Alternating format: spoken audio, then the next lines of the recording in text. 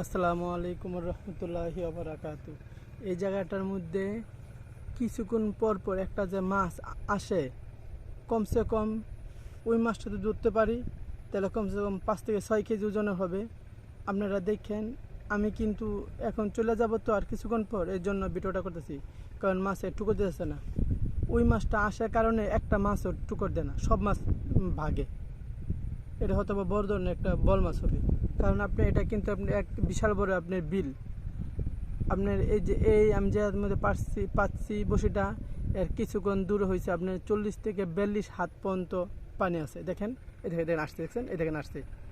এই মাছটা আসলে আপনি একটা মাছ আপনার থাকে না, সব দূর দিয়ে উল্লাপাল্লাভাবে। এই সকাল থেকে এই মাছটা এরকম করতেছে।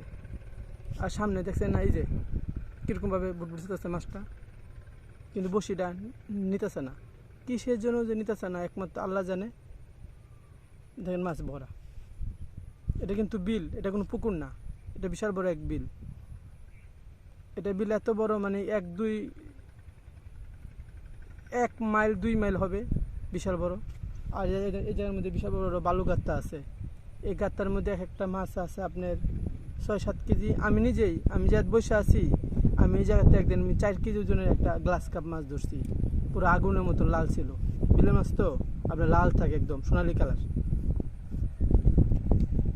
আমার জন্য আপনারা দোয়া করেন। আপনারা দেখেন, যদি পাই তারপরও পোস্ট করব এই ভিডিওটা, যদি না পাই তাও পোস্ট করব।